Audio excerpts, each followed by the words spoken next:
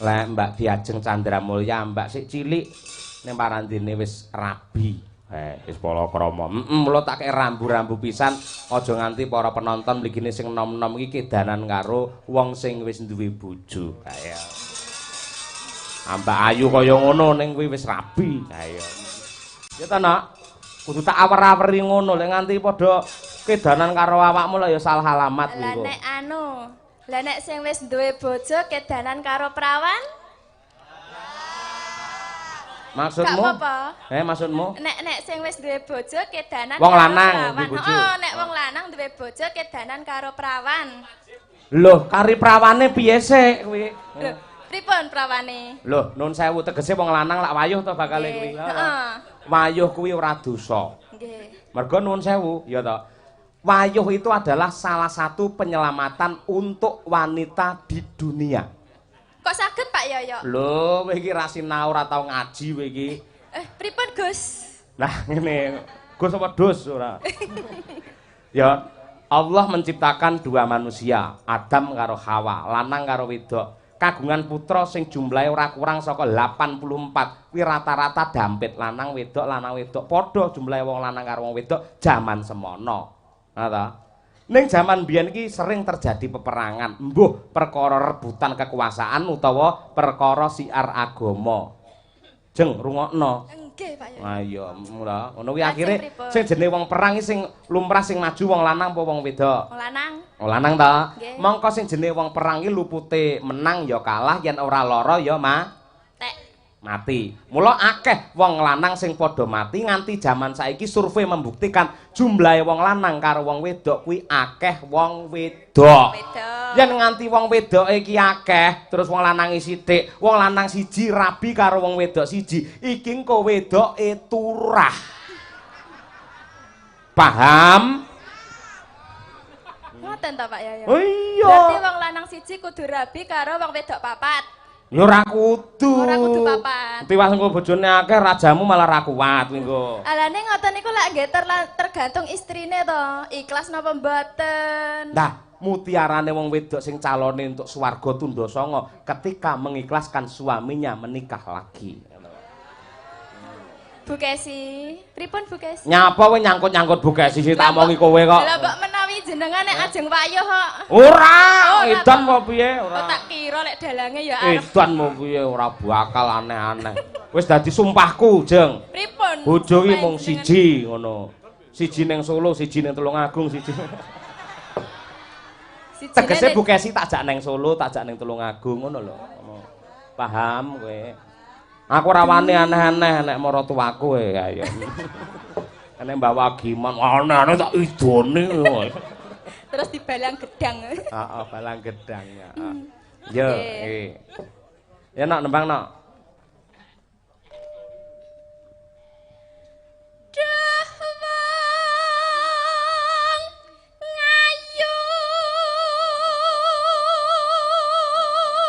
Nyapa to sinden dadak sikile iki dijokne sisih ngopo kaya mau lho. Ngeten iki ben ora ben ra ndrowos apane swarane iki ben ora ngono lho Pak. Ben iso cilik. Oh. Dikempit to. Dikempit. Welah, kuwi ora mencep kok lek mah. Lah nek wong wedok ngene iki ra masalah ra ono sing ganjel kok. Ora oleh kaya ngono kuwi. Kene iki nggen pondok pesantren iso gonjang-ganjel ora. Dengkule iki mau lho Pak nek ngene iki biasa. Oh, dengkule. Oh iya, bener.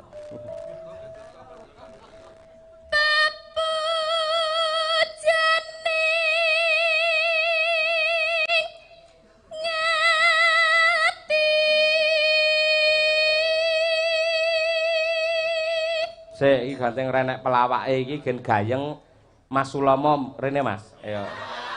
Aku njaluk tulung.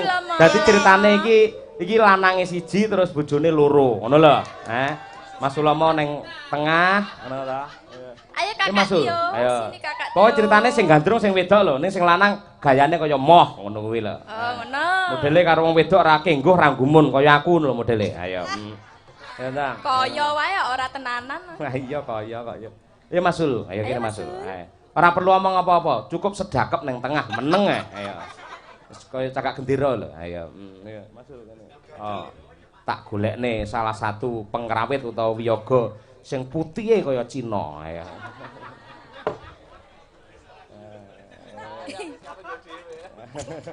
Wah, bintang tamu nggo bis kap dhewe. Saiki Umi ngrayu, ayo, Ayo. Kaya Kethek. Piye kek aku lali cakepane apa to? kaya ngene. Oh, kaya ngene to. Sorry lali aku. Disenggol. Nah. Kaya ngene.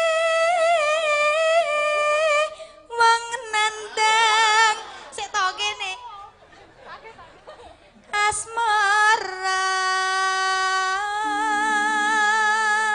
Ayo duh Kakang Mas. Duh Kakang Mas, Lumaing jagat kureping langit. lumaing jagat kureping langit. Ora ana priya sing ndak tresnani. Ora ana priya sing ndak tresnani. Kejaba mung kowe. Kejaba mung kowe.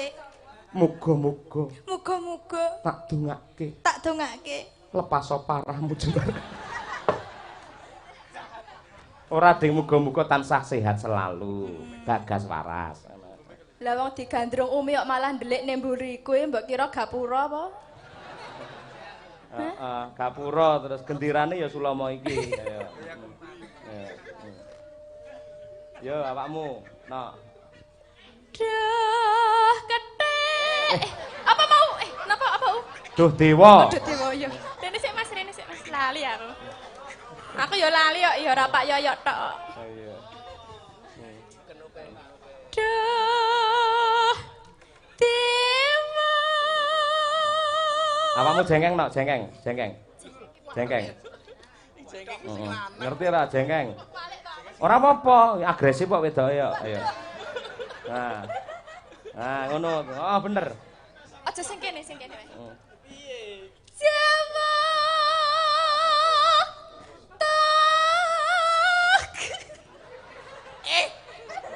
Lah mbok nyoh-nyohno.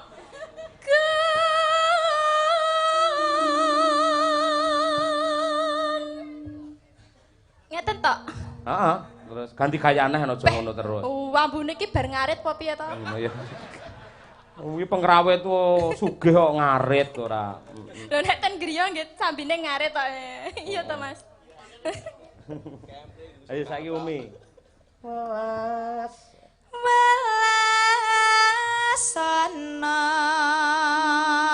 mring wak mami.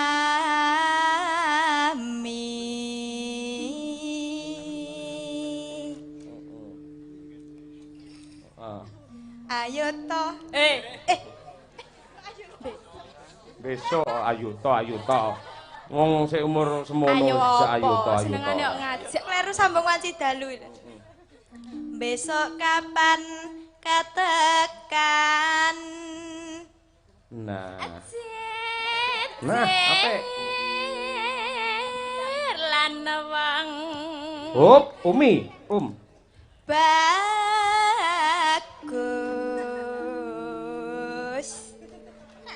Umpama asira nahkodih tanpa perahu sasat sarah jalatri. mesakne rumah saku malah sing lanang kaya denden sawah ngono to. Lho. Kamu nggak agresif. Wong loro rong ngayahi kok njukuk liyane. Oh layak digandro wong loro nyawang Sik, iki mburi. tang lintang mikir kena Mas Sulomo. Ayo. Pikir dhewe Mas Sulomo. Iki iso nyuwara. Ayo. Suara kethek. Suara anu ding penggirong. Ngidam sari as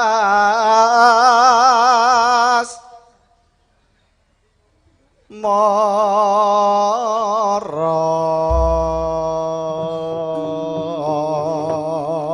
apik. Tak kira meh kleru ya cakepmu. Ngidam sari as wajik. Kayak asmara, pinter iki Mas Sulomo ya penggirong hebat. Luar biasa kok ya. Makasih Mas Sulomo. Tetep digandrung. Ayo, ayo. Tetep gandrung. Joget ya. aja joget. Lah piye? Napa niki, Pak? Pripun? Apa? Pripun niki? Ngarita ora. Ya pokoke digandrung no, ayo. Lah apa aku tak nembang sampean mere. Ora. Padake munyuk iso kon mere ora. Yo angkaten diajeng. Nah.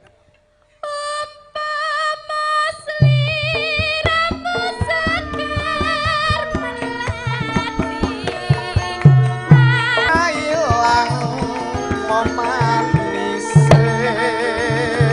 aduh hati-hati salawase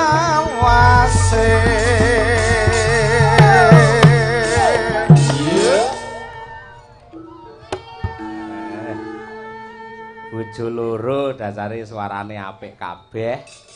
Ngungkrum ning taman Sukosewu. Ayo. Dasare ya sing wedok cantik-cantik, sing kakung ya gantenge Jatmika ora umum. Ayo.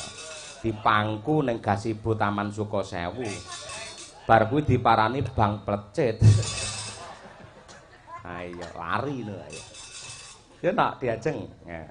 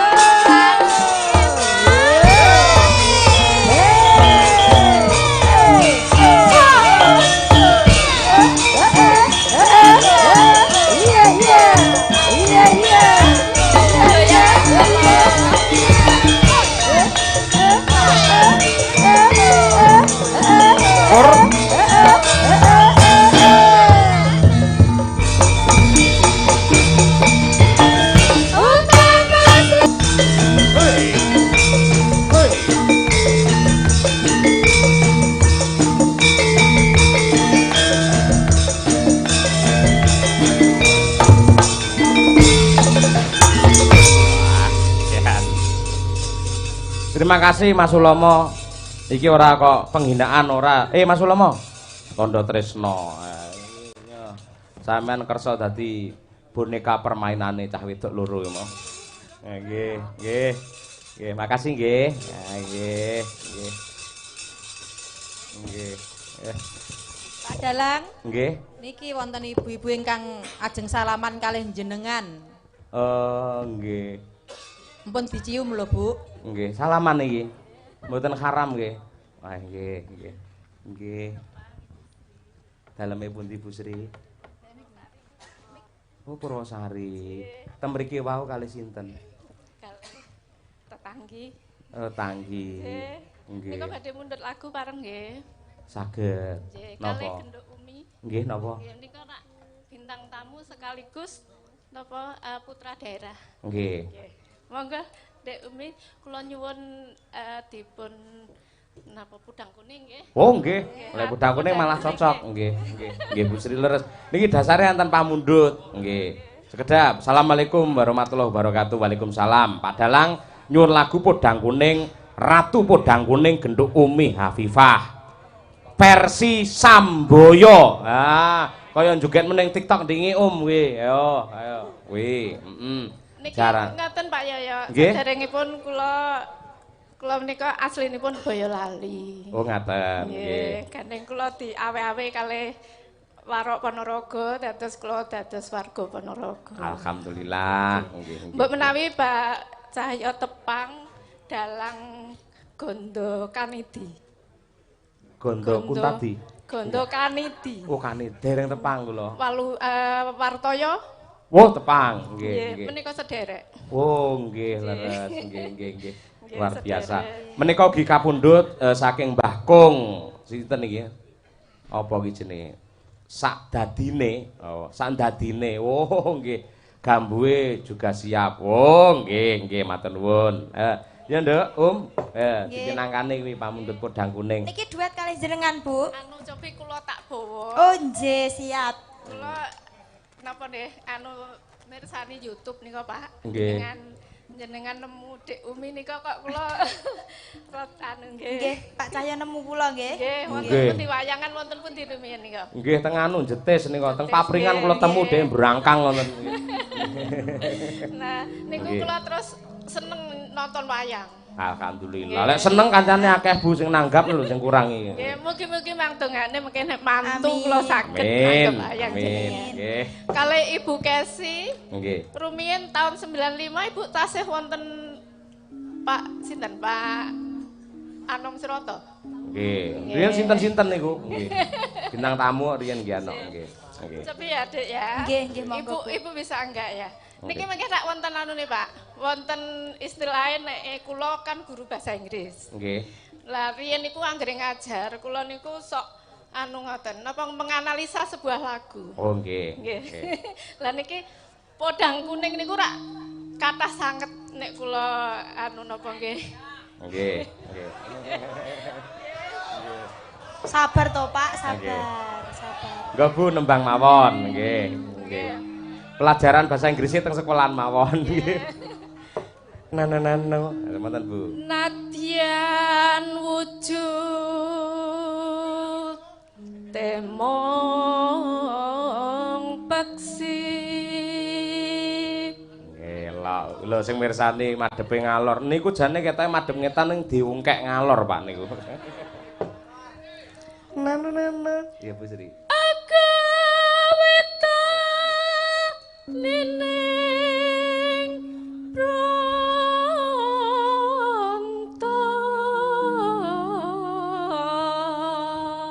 Nyolong petek lho, Bu, jenengan niku. Jenengan niku asline napa sinden? Kok saged ngeplek kalih cengkok kula? Jenengan kula saged. Nggih. Oh, ngoten. Heeh. Nggih. Alus manis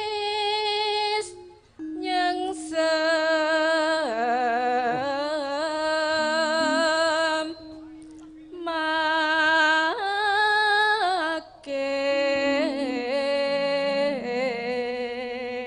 Belokno ya, suarane kaya Umi tenan kok. Heeh. Lek sinden kuwi Umi Hafifah, lek ibuke kuwi Umi Hompimpah kaya.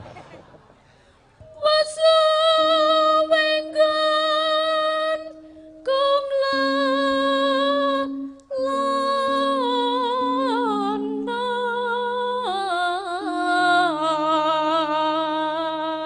Wah, leng grantes Bu, ayo. No. golek isi podang jenar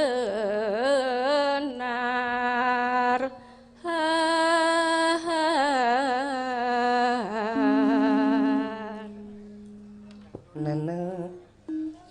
iba bunga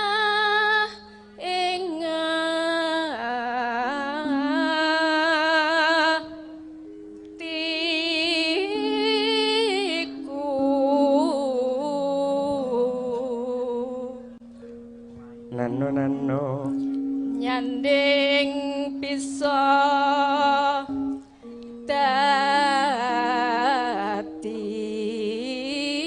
dadi tombo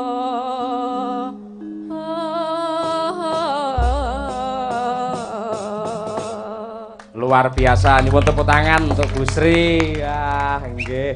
Sae sanget Bu, nggih luar biasa. Nggih. Niki anune lagune ngajengi Umi nggih. Nah, nggih. Ya joget lho Ayo. Nggih. Iya nek pamundhute iki mau kudu joget jaranan. Ayo, Yuk tarik Umi Hafifah saking Pulung Ponorogo. Dados. Esuk awan ning omah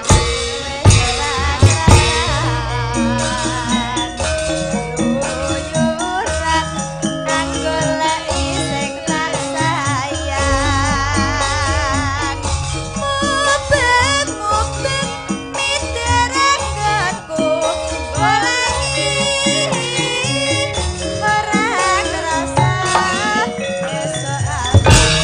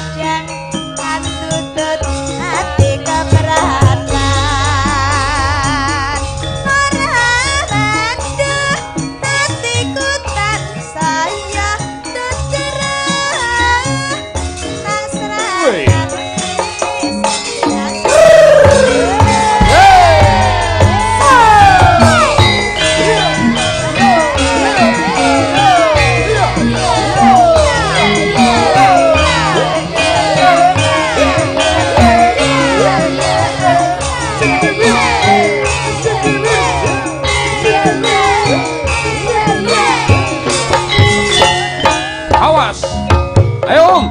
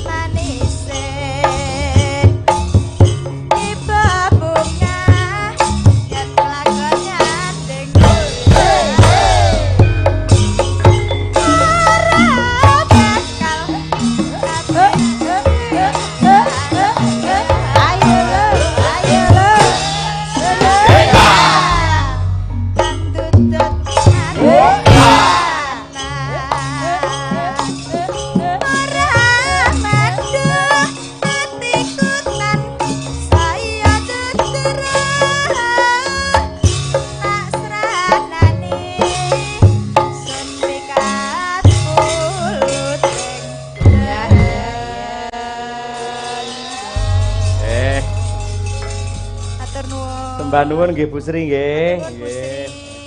Alah, nopo lho repot-repot jenengan. Matur nuwun nggih. Wah, gayane Umi. Repot-repot ditampani bocah. Matur nuwun Bu Sri nggih, sehat selalu. Kalian bapakipun mau sampun kepareng nyawer. Matur nuwun nggih, Pak. Nggih. Mugi-mugi dados amal panjenengan, sembah nuwun. Wah, Mbak Giman joget. Ampun, Mbak. Semara tua kok nggih. Nggih. Terima kasih. Iki mau kejaba ngersake podang kuning uga gubuk asmara. Wah iya. Coba Mbak Winong karo Mbak Tri Hastuti Retnawati. Ayo. Menengo. Mangga-mangga Mbak Winong lan Mbak Tuti aturan mriki. Penontone wis ngenteni gubuk asmara wis dadi ati Mbak Tuti Winong. Ayo. Iki jos-jos iki. Lek Winong iki joget jaranan malah apik iki mergo iki cah Tulungagung. Ya, jebolan saka Sapitri Putra. Ya, biyen dadi akhirnya tak tambani terus tak napas buatan ya toh. Akhirnya mari sekolah ning Solo. Selamat malam Winong, Nawangse. Nggih, good night. Pak. Nah iki sapa? Ku naik. Nah, apa Pak? Good apa? Good evening nggih nggih. Kenging, good night nggih kenging. Alah kowe iki cah Tulungagung rek kae dadak bahasa Inggris barang ngopo. Mboten napa-napa to, Pak. Lah bahasa Inggris kan bahasa internasional, Pak. Iya, ning awakmu lak kuliah ning UNS apa jurusanmu? Pendidikan bahasa Jawa. Lah iya basa Jawa sing apik malah top kowe. Aja basa Jawa nun sewu ngono ta ya. Ayo. Pripun, Pak? Nyuwun sewu, pripun? Hah? Lah awakmu sing Niki kan anu matur napa? wis pokoke menyapa para penonton semono mbane iki lho. Ayo. Nyuwun sewu para penonton. Wilujeng dalu sugeng midhangetaken. Kowe esuk lek omahmu kobong mending ndang tek caramu ngono kuwi. Lah Omahmu kan kobong nggo ngono kudu lek kobong tulung lah kowe ora kobong. Nyuwun tulung griya kula kabang. Entek omahmu nggo. Dadi komandan upacara ya ora apik, kudune lek ya Para pemimpin upacara, hormat, gerak kepada Sang Merah Putih, hormat, gerak mesti ya kepada Sang Merah Putih. Ora semangat no, ora. Mboten Pak, kula memang kalem-kalem ngoten niku senengane. Anu, maksudnya ngenten lho Pak. Kalem der ngono Pak. Maksimale mengke. Lah iso der iki aku melu seneng lek nganti kalem sek lho piye iki. Mboten Pak, maksimale mengke to Pak, klimake mengke. Oh, klimake keri ngono ya. Nggih, terus kalem riyen ngoten lho Pak. Bener lek pertama wis cepet biasane ndang bar malan. Rale ngoten lho Pak, rale. Ra. Nggih. Oh iya. Wis arep rol karepmu ora.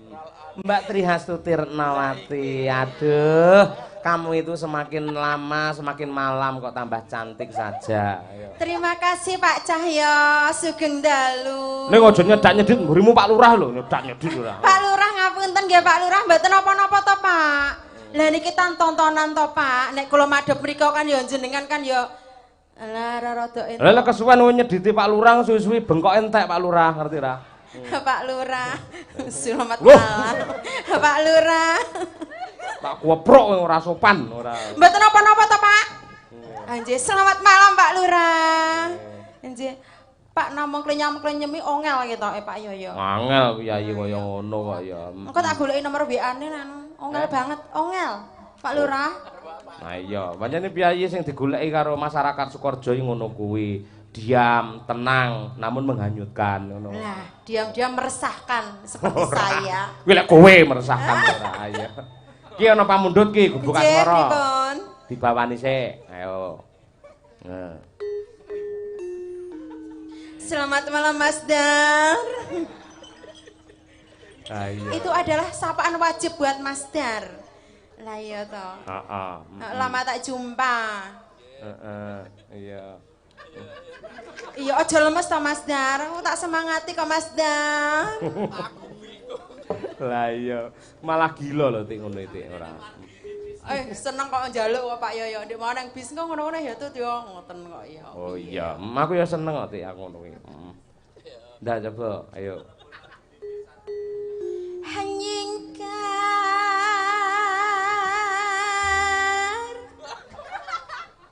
Ini cengkok masa kini dan cengkok malam ini karena semakin lama itu kita harus semakin menikmati suasana. Iya bener, Iya. cengkok mau mari gemes janan. Iya. Jan kemampleng ngono lho modele. Oh, urung-urung dikampleng. Mbok ndang aku dikampleng Pak Yoyo. Moh, ora. Enggak. Hanyingkar. Hanyingku.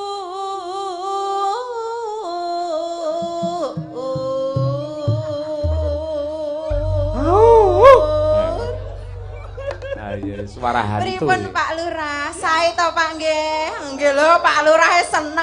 Aku seneng banget Pak Lurah. Ora ngerti kok Pak Lurah pancen ngene ning mengut Pak Lurah langsung ngene ya mau.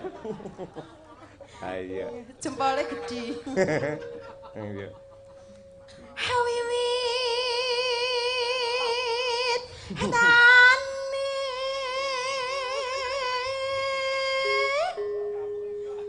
hanyingkar hanyingku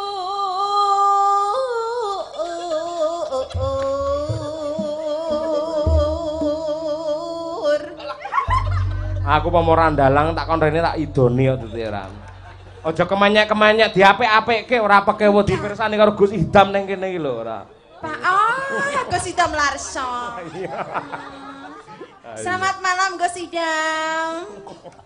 Nah, ambene. Nika saged WA lho, ndek wingi WA kalih Winong lho Pak Yoyo. Iya ning isone kan voice note e ora. Nggih Pak, kula wingi izin terus kula di WA. Piye? Mbak, jenengan kemana kok ndak ikut ngoten? Kangen kalih kula rekae, Pak. Oh iya, iki karo kowe le seneng kepati ana. Nah nggih. Heeh. Gek kopian ngoten kula kinten wau jenengan nih, Pak. Muirip kalih jenengan lho, Pak. Kowe madakne aku karo Larso to ora. Pancen tak pacaki bocah kuwi ora. Ayo ngangge sarung, ayo ngangge hem. Kledang anu kados Pak Yoyo ngoten. Ternyata Mas Larso. Ayo, tiwas karo ambung ya mau. Ayo. Ya nang. Awakmu genti nang.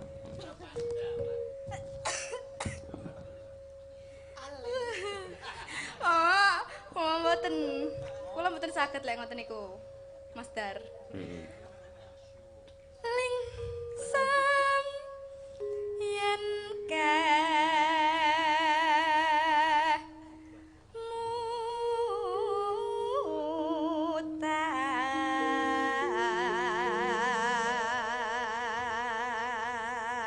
Lho ngene iki ti apik, prasaja ning nyenengke. Dasare ya Winong ya ayu, prasasat kaya Bathari Kumud Ratih. Lah nek kula kados napa Pak? Iya. Komodo. Ya komodo nyaplok sampean to ya. Ah iya, kowe komodo wedok aku lanang. Tak caplok ya. Karo wong lanang le ganas ora. Sik, Tuti. Piye dalem Ibu? Kowe iki apa ora duwe perasaan? Ya Allah, Ibu. Aku ki bosmu lho. Inggih ngertos iki nyaplok Pak Yoyo. Pak Yoyo iki bojoku lho, tak pecat lho kowe rek aneh-aneh. Mbak jenengan mboten ketinggal e. Ndek wau. Lho malah ora ketinggal musinden semono gedene padake lembut apa piye ora. Wah, jan bangsat awamu. Ibu, ayo mulai liar no Mbak Kesi liar malam ini. Wis. Bene ya. Ayo. Ya aku panas lho kowe. Ya cemburu ta Bu Kesi cemburu sama saya? Enggak, ora cemburu karo tak liarke wisan. Padane kewan ora. Ya nang. Lelampahan kang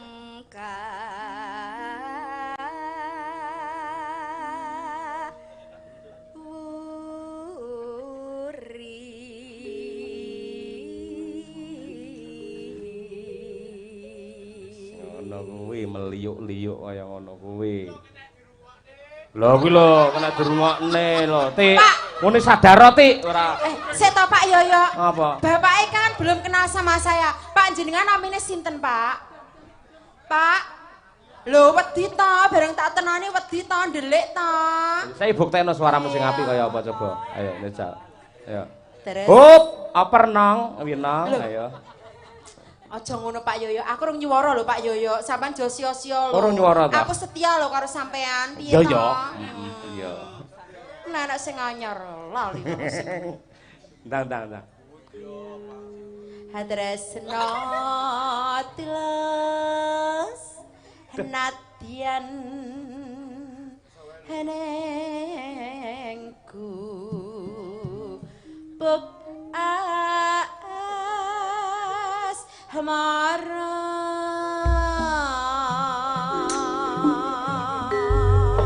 Wah, jan suarane kaya Happy Prahara. Ayo. Apik ning ndek ciri khas dhewe-dhewe kok ya. Lah pancen Pinong iki suarane iki mari gemes. Ayo, lek Mbak Tuti iki mari mungkuk-mungkuk kae. Kudu muka. Ya Pinong, ya nang, tarik nang. Ayo coba gebuk asmara. yen liwat aku kelingan kebekae biyen tak Yo.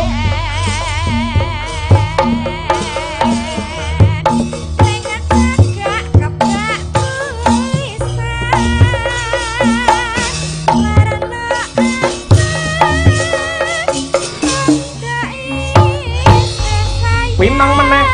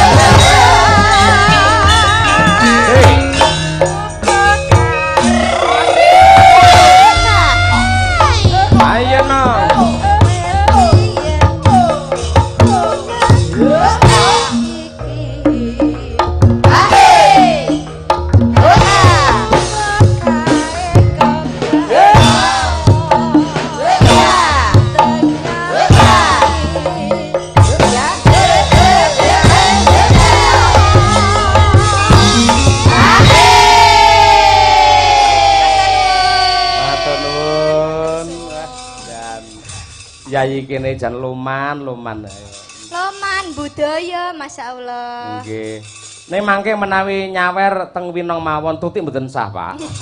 Aku wis akeh, Pak ya. Aku 200. Wah, pamer. Nggih, terima kasih. Yuk.